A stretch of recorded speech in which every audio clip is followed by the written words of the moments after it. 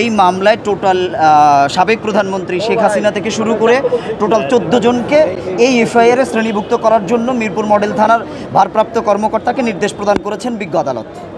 এই 14 জন হচ্ছে শেখ হাসিনা, সাবেক প্রধানমন্ত্রী ওবায়দুল কাদের, জনাব আসাদুজ্জামান খান কামাল, মোহাম্মদ আনিসুল হক, আমির হোসেন আমু, রাশেদ খান মেনন, হাসানুল হক ইনু, নজিবুল হক বশর মাইজভান্ডারি, দিলীপ বড়ুয়া, আনোয়ার হোসেন মঞ্জু, সম রেজাউল করিম এবং মইনুল হোসেন খান নিখিল, কামাল আহমেদ মজুমদার এবং ইলিয়াস মোল্লা। এরা সবাই সরকারের বিভিন্ন অঙ্গ সংগঠনের দায়িত্বপ্রাপ্ত মন্ত্রী এবং এমপি ছিলেন।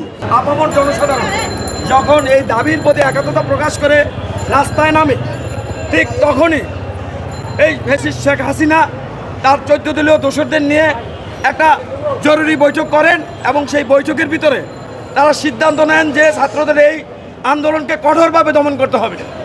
তারই ধারাবাহিকতায় এই স্বৈরাচারী হাসিনা 3 দিনের সাধারণ ছুটি ঘোষণা করে মামলা পুরো নেট বন্ধ করে দিয়ে তার পেটুয়া বাহিনী, ছাত্রলীগ, যুবলীগ এবং গুন্ডালীগ দিয়ে নির্বিচারে, হেলমেট বাহিনী দিয়ে নির্বিচারে মানুষ ছাত্র জনতা হত্যার উন্মত্ততায় লিপ্ত হয়। তারই ধারাবাহিকতায় 5/8/2024 তারিখ আমাদের শহীদ সুজন মাহমুদ মিরপুর থানার সামনের রাস্তায় ছাত্রদের সাথে অবস্থান করাকালীন সে পুলিশের গুলিতে তার মাথায় গুলিবিদ্ধ হয় এবং সে মৃত্যুবরণ করে। আমরা সেই মৃত্যুর বিষয় নিয়ে আজকে সিএমএম আদালত, মিরপুর আমলি আদালতে একটি মামলা দায়ের করি। সেই মামলায় বিজ্ঞ আদালত সন্তুষ্ট হয়ে মিরপুর থানাকে এফআইআর গ্রহণ করার নির্দেশ প্রদান করেছেন। আসামি কয়জন কি অবস্থা বলবেন? এই মামলাটাতে, এই হত্যা মামলা যেটা এফআইআর হিসেবে নির্দেশ দেওয়া হয়েছে বিজ্ঞ আদালত থেকে, এই মামলায় টোটাল সাবেক প্রধানমন্ত্রী শেখ হাসিনা থেকে শুরু করে টোটাল 14 জনকে এই এফআইআরে শ্রেণীভুক্ত করার জন্য মিরপুর মডেল থানার ভারপ্রাপ্ত কর্মকর্তাকে নির্দেশ প্রদান করেছেন বিজ্ঞ আদালত।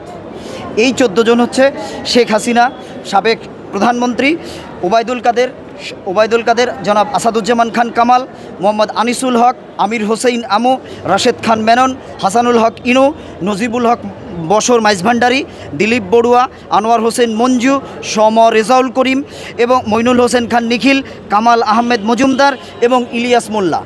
এরা সবাই সরকারের বিভিন্ন অঙ্গ সংগঠনের দায়িত্বপ্রাপ্ত মন্ত্রী এবং এমপি ছিলেন। না, আমরা ক্লায়েন্ট ইনস্ট্রাকশনের উপরে ভিত্তি করে আপনাদেরকে একটু বলতে চাই যে ছেলেটা হত্যার শিকার হয়েছেন, শহীদ হয়েছেন, তিনি আমার ইউনিভার্সিটির, বিউবিটি ইউনিভার্সিটির স্টুডেন্ট ছিলেন। সেই ওনার ভিকটিমের ভাই এসছেন, ভিকটিমের ভাই নিজে বাদী হয়ে বিজ্ঞ আদালতে পিটিশন আকারে মামলা দায়ের করেছেন। সেই মামলা বিজ্ঞ আদালত 200 ধারায় জবানবন্দি গ্রহণ করে, বাদীর জবানবন্দি গ্রহণ শেষে আদালতের কাছে মামলার মধ্যে যথেষ্ট পরিমাণ ইনগ্রিডিয়েন্টস আছে বিধায় থানাকে, মিরপুর মডেল থানাকে মামলাটাকে এফআইআর হিসেবে রুজু করার জন্য নির্দেশ দিয়েছেন।